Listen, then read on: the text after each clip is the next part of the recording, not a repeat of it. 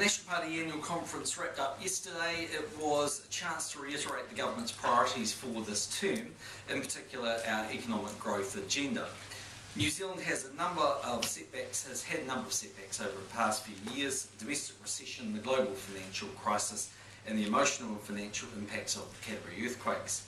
As I said yesterday, the financial crisis in Europe won't resolve itself overnight. New Zealand will continue to feel the effects of it for quite some years to come. We have a number of opportunities as a country, and the government will be doing everything it can to take advantage of those opportunities. And as our economy recovers from the debt-fueled consumption boom of the 2000s, it's a top priority for us to continue to responsibly manage our finances and to build a stronger foundation for growth in uncertain times. We are steadily getting the books back into shape. We're seeing the economy rise to a moderate strength over the past year despite the lumpy global outlook. Over the last year, the economy grew 2.4%, which is one of the highest growth rates in the OECD over that period. Given events overseas, we're likely to see fluctuations in growth into the future, but the New Zealand economy is growing and it's gaining strength.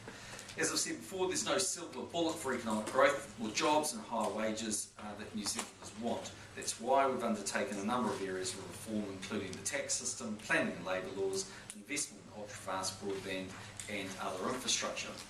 We are well positioned, however, to capitalise on the growing middle class in Asia, where people are starting to demand the services we can provide: technical expertise, more milk and protein, and better quality education.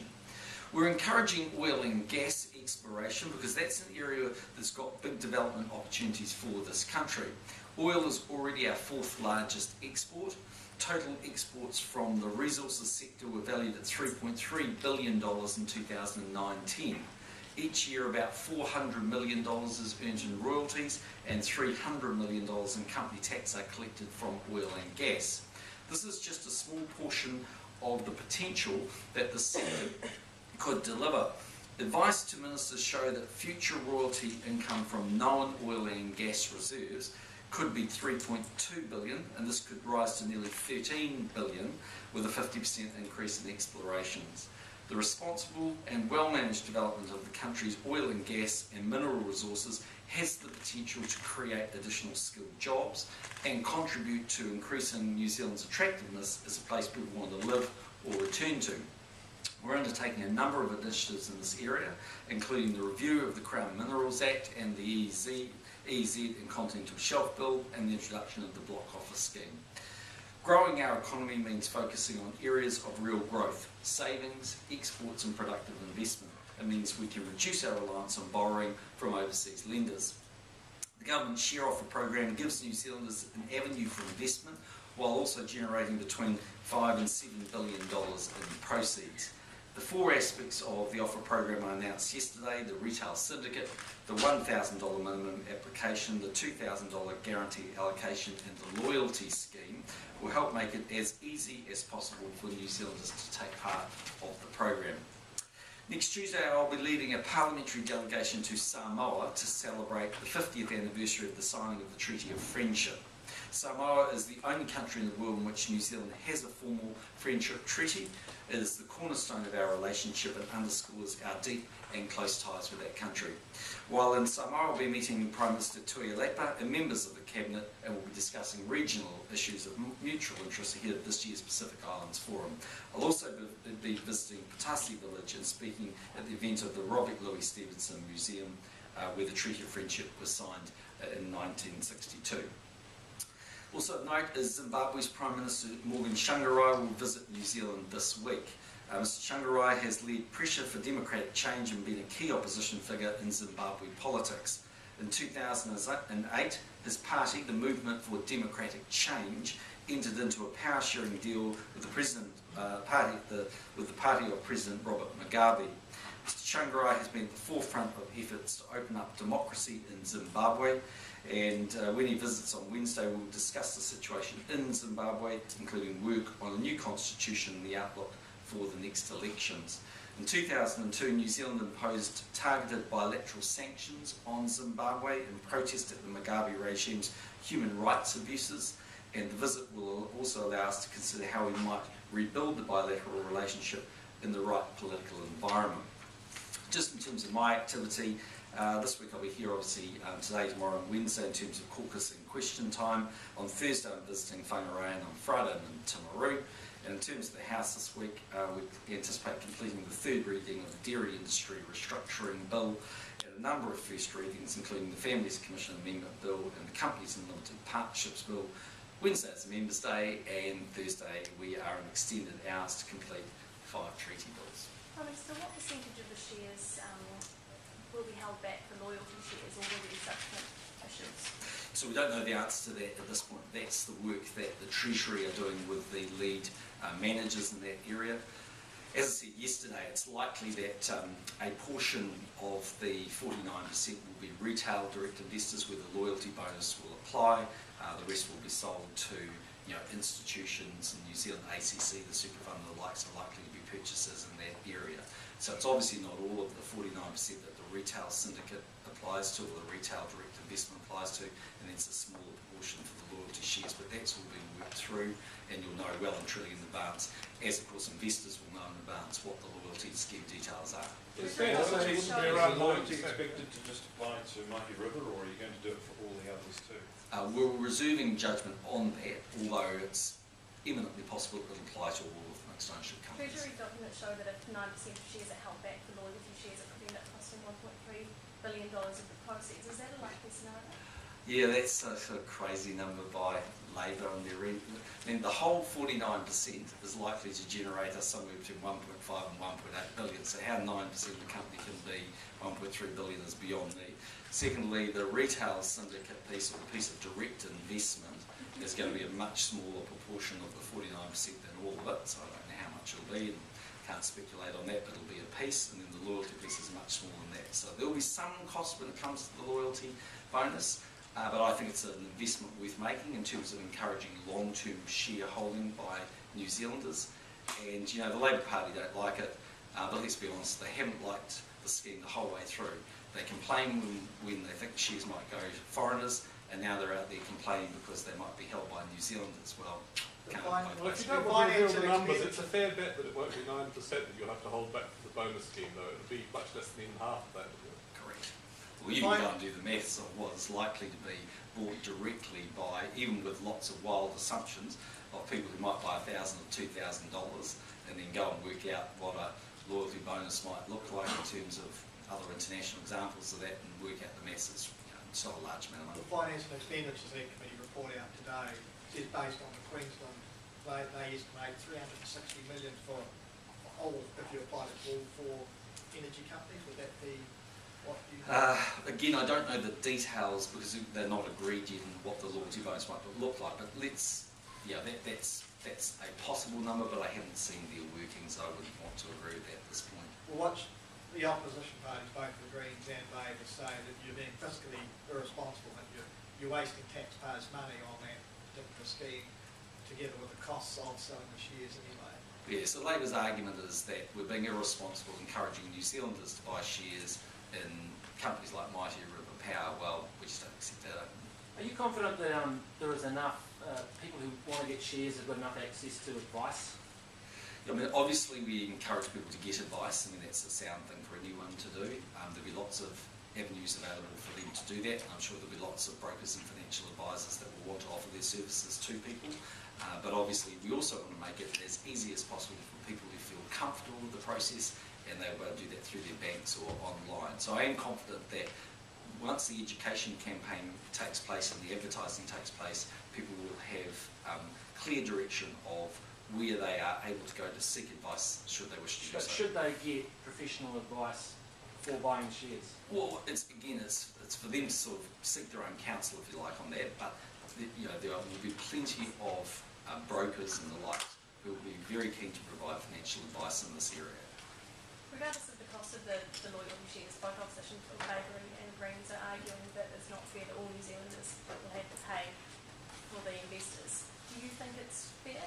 Well, again, it's a sort of a ridiculous argument, because by definition that capacity wouldn't be there unless we had the mixed ownership model.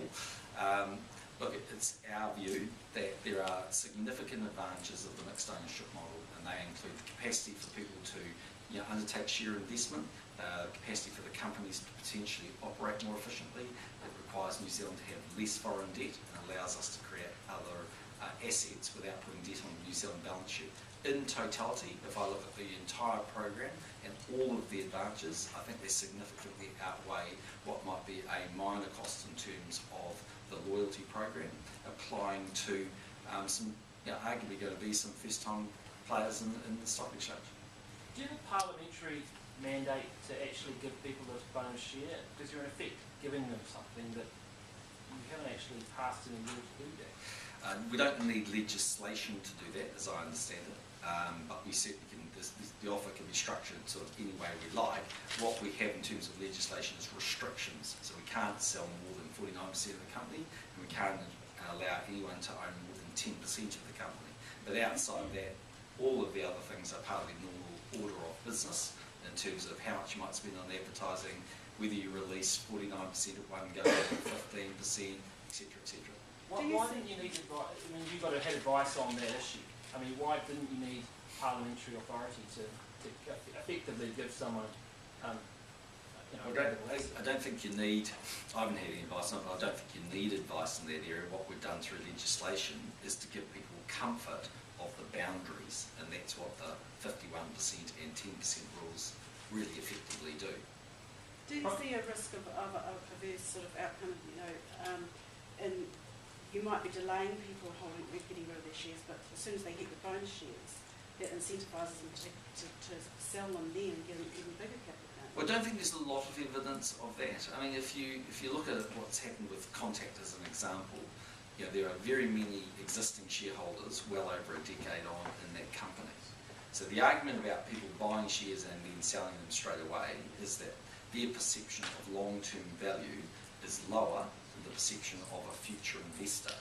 And I'm sure there'll be some people that take that view, buy them, and then decide there are better alternatives for their money, may have changed in circumstances, whatever might drive that.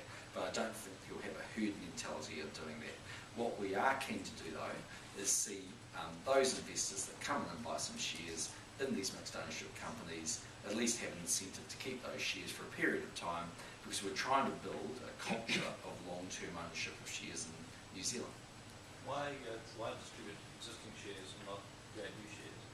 Why not create new shares? Well, we effectively create new shares because at the moment the company's not listed, is it?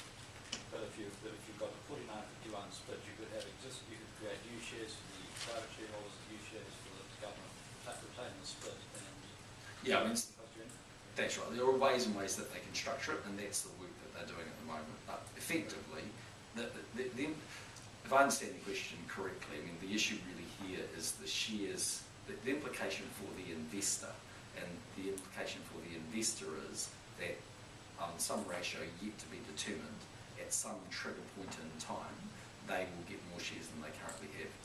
So the question as to whether you hold back shares or issue new shares is not a question that's yet answered, is it right? I don't have advice on that yet, no. All of that's to be resolved. When will you have, have that advice, how many shares will be given away, Yep. where it'll come from, when will you know more detail? Well, it's got to be known well and truly before people pre-register. So my understanding is Treasury's working on that as we speak. So by September? Absolutely. Well, assuming we're going on that timetable, yes. And is it right to assume that the loyalty schemes in each partial sell down in each energy company in the New Zealand case would be announced in each case, or would you at some, before Mighty River, say it's going to happen across the whole lot?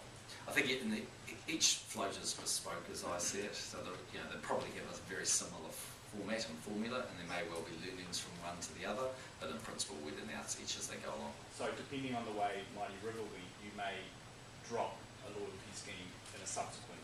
It's possible. Those decisions haven't been made yet, but it's also possible a tried and true format is used for each of the mixed ownership model companies. Prime Minister, just changing the subject to Tariana Turia's tobacco reform. Yep. How committed is the government to seeing through your initiative on plain packaging and removing the branding from the packaging of cigarettes? Well, today, effectively, the government's issued a consultation document, and that's an opportunity for all interested parties to make submissions. As the National Party, we haven't made the decision yet about whether we would support that any further. It's a genuine consultation document, and let's see what issues it brings up. But I think it's something that's very worthy of consideration. It's another potentially important step in seeing less people smoking in New Zealand. How worried are you about legal action, be it from tobacco producing countries or tobacco companies? So that's a slightly unknown at the moment. Our situation is different from Australia. It's currently in the process of having a legal case brought. And that case is brought under, I think, the Hong Kong Australia Investment Protocol, and we don't have that particular protocol. So our sort of general view would be we're likely to have the capacity to be able to introduce plain packaging in New Zealand, but we continue to seek advice in that area. It's not absolutely clear cut, but it's likely to support the view we can do it. Are you worried about ending up, some of the advice that the Ministry of Health shows, there is this potential plain compensation essentially to the tobacco companies. Are you worried about ending up having to pay compensation to these companies? Well, I've never seen any information that's come to my desk in terms of compensation.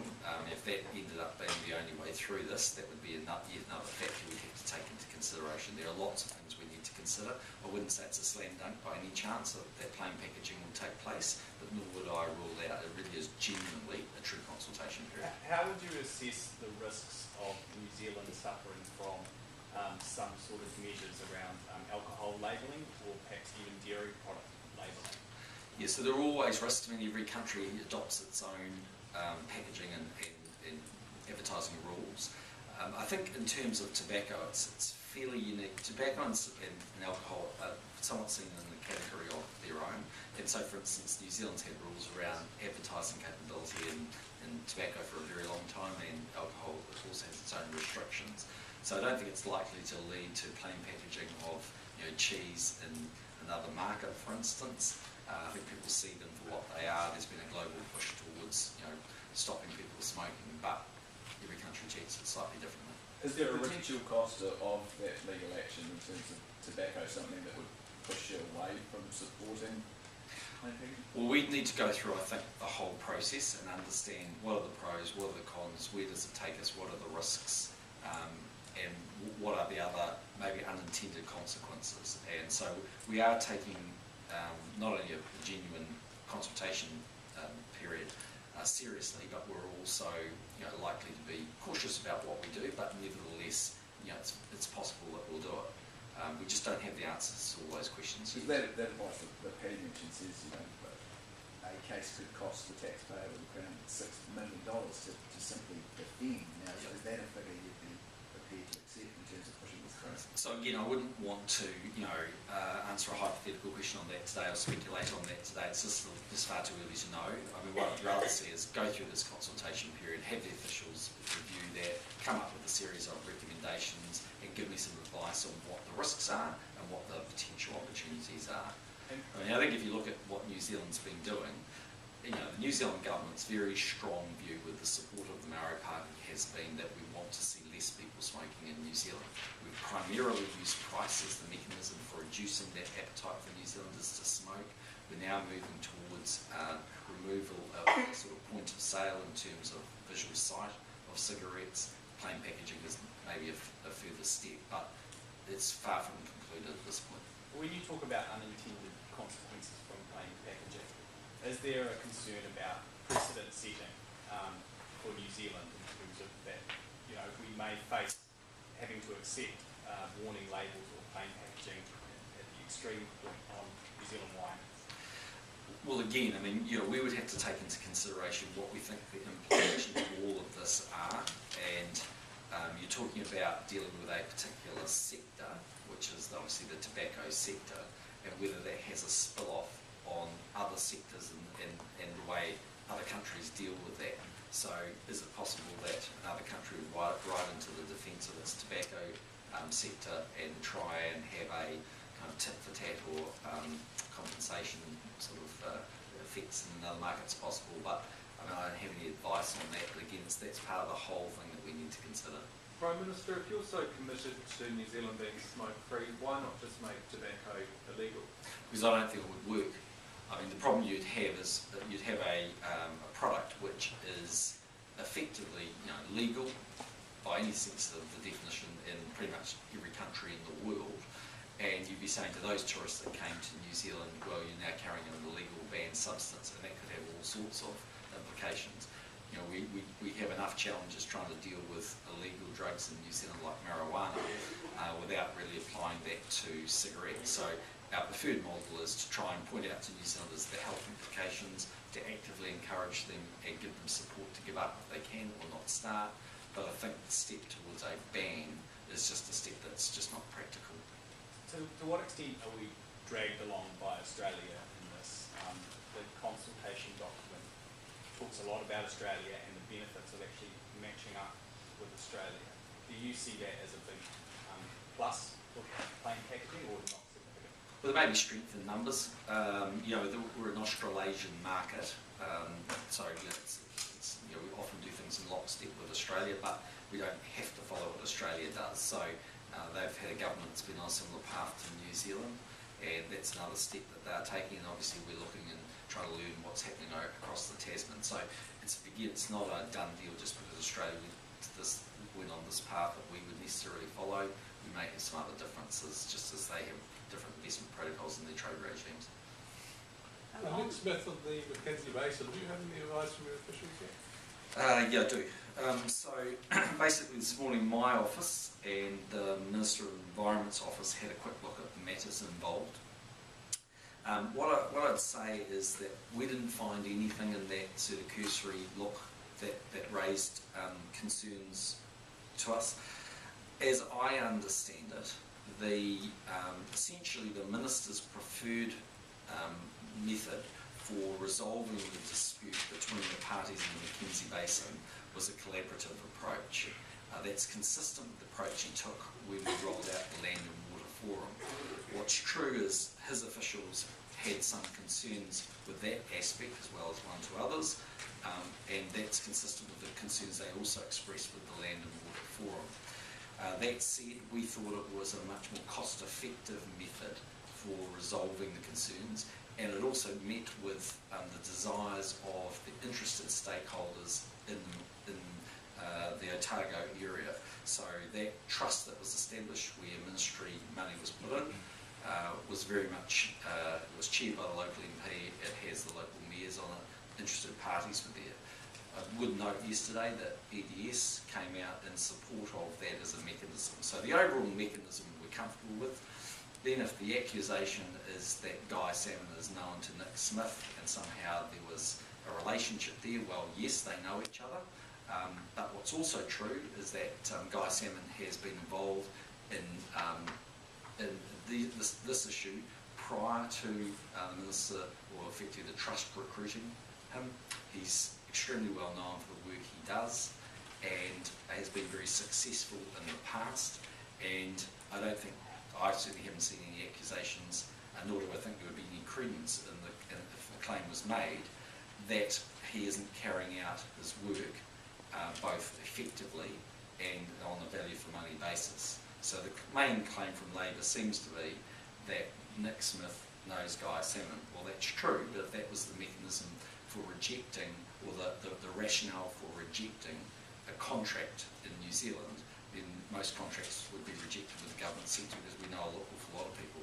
Is it appropriate for the local member to be the chair of the trust or on that trust and fulfilling that function? Sometimes, it seems to be, because I mean it's not unusual to have a local member in an issue that's you know of deep concern to the local community. I don't think it's seen as being anything other than trying to support resolution to a contentious issue. And actually, we're still awaiting the report from the trust into what might be a potential outcome. There's a suggestion that Reynolds met Amy Adams and raised some concerns or reservations about the process. Was that brought to your attention, and are you aware of that now? That wasn't, but my understanding is that there were a number of areas where the ministry had a couple of concerns. They generally preferred the court model, as I understand it, as opposed to directly towards the collaborative approach. Any other areas you need to take up with the minister, but there's also the process of money, and which particular fund it comes from, and the debates around that. But the overall principle of what's been trying to achieve and whether taxpayers have got value for money, on everything I've seen so far, I'm comfortable with that. You don't have any reservations about the process? I mean, if everything is kosher as you suggest, there's still a perception there that a collaborative approach allows people to, you know, reach into various funds and apply them in various ways. Are there any lessons to be learned from the way this is handled? Well, I haven't seen anything at this point. I mean, there's a lot of different buckets that ministers can choose to fund particular initiatives from, and so sometimes that can be an issue of debate with officials. You know, they're not exactly always cast iron, so there's some subjectivity there. But you know, it's a pretty small amount of money for resolution of a potentially very significant issue, and the advice that I've seen is that the likely cost of defending a court action was in the order of millions of dollars, and it's quite adversarial. So everything I've seen so far indicates to me that the minister was simply trying to find a way through a problem in a local area.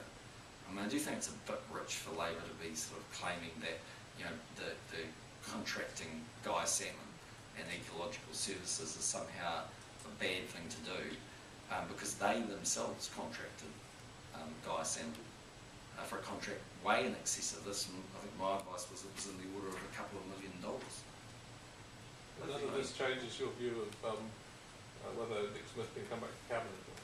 Well, there's nothing I've seen so far that's of concern to me.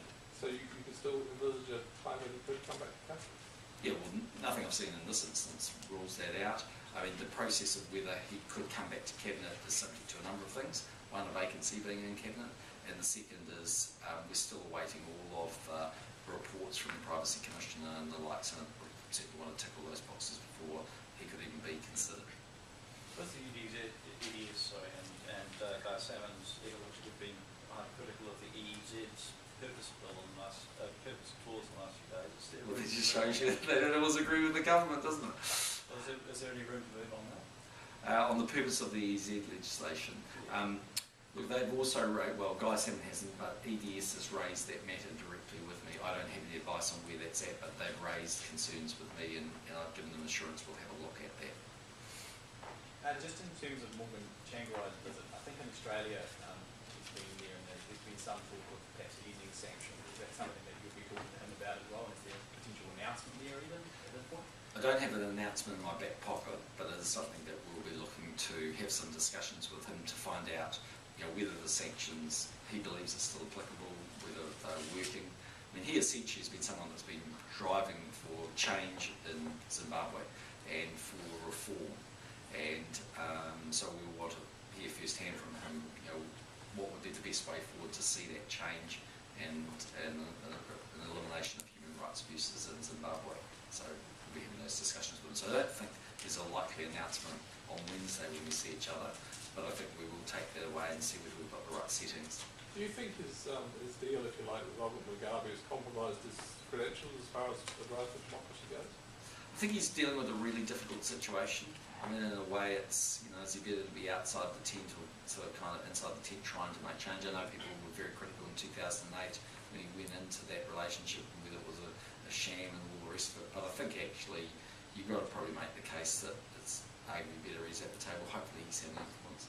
It'd be fair to say just the mere fact of his visit shows New Zealand's attitude to Zimbabwe is vastly improved from where it was in 2002. We're incredibly hopeful that we'll see reform and that genuine change will take place. So, yeah, it'll be interesting to get an update from him firsthand. So is it going too far to say that those sanctions are under review? Well, the purpose, I'm going to meet him on Wednesday, and we're just working through the details of what happens after that. But one of the things I want to talk to him about is, well, what are the implications of the sanctions? What's actually happening? What gains do you think you've achieved in the power sharing agreement? What would be beneficial from your perspective that New Zealand could do? And then I think once we've had that, we'll go away and regroup and see whether they make sense. And sanctions, for the most part, generally are spectacularly unsuccessful, I have to say. And if it really is holding back genuine development, that's something we might have a look at, but it's very early days yet. Would New Zealand move unilaterally on that, or only if Australia moved the same way or other countries?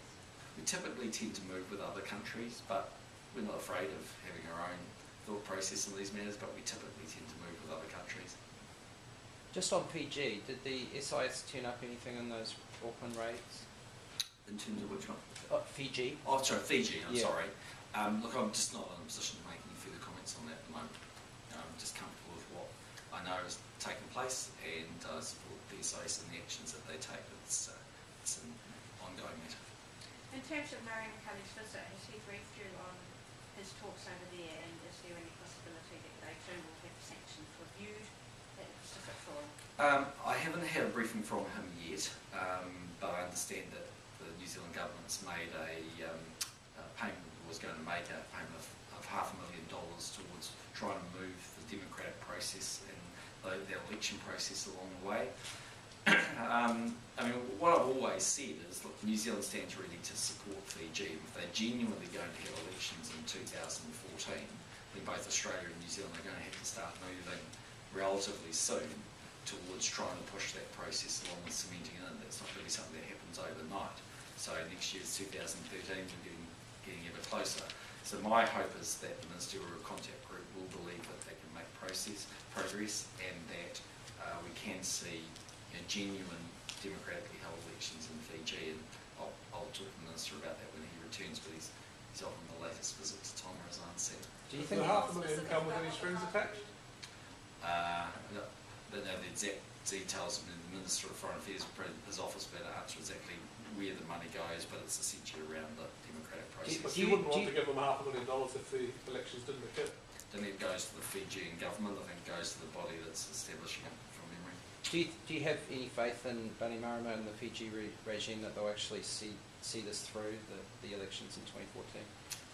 Well, he's been adamant they're going to hold elections. I mean, of course, we've had a degree of scepticism, and it's been a long way into the future, but well, we'd just be eminently hopeful that they would see sense, and that in the end, democracy would be restored in Fiji, and one where Fijians felt they could have ownership of the process. I mean, our issue, or concern at one level hasn't always been that there would be elections, but there would be elections under fair terms with a constitutional reform which was agreed and negotiated with all political interests and political parties in Fiji, not just a selected group. So that's been one of the issues, but we're eminently hopeful he'll make progress. One of the issues is apparently the issue of immunity for people who are involved in the coups. Do you have any issues with that as part of the constitutional reform?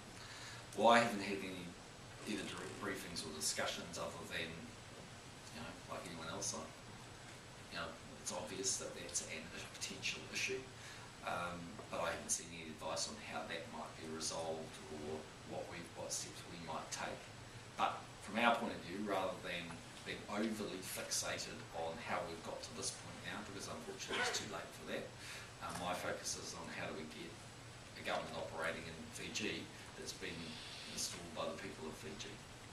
Just on another topic, this issue with shell companies and Yes. fake companies being set up over here is raised again. Is it too easy to set up companies in New Zealand in your view? I don't think so, but it's been one of the advantages of New Zealand that we're a relatively cheap and easy place to set up a company, but it's obviously important that we preserve our international reputation, and on that basis we've been changing legislation around those issues, and that legislation is progressing through the House. It's getting close to either being passed or it's in final stages. So, we're obviously conscious of the issues, and we genuinely think New Zealand's a good place to operate from. But I think it's an important step that we get our legislation ducks lined up. We haven't done that. There's no cabinet discussion to progress that further? Well, I met with the Minister about the issue last week, just part of my overall discussions with him. They gave me confidence that that process is progressing rapidly. There's a number of component parts. I don't think it's just one piece of legislation.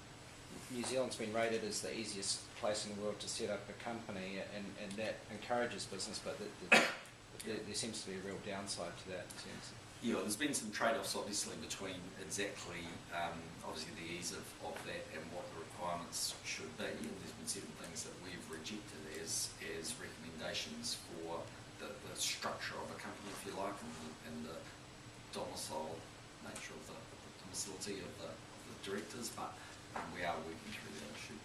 What kind of things were rejected?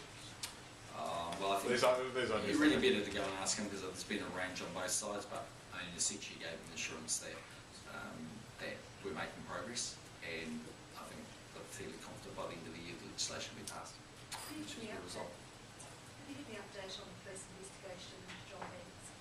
No, I'm not sure of where that's at. I mean, it must be pretty close, I would have thought, but I haven't had any advice on nor would I get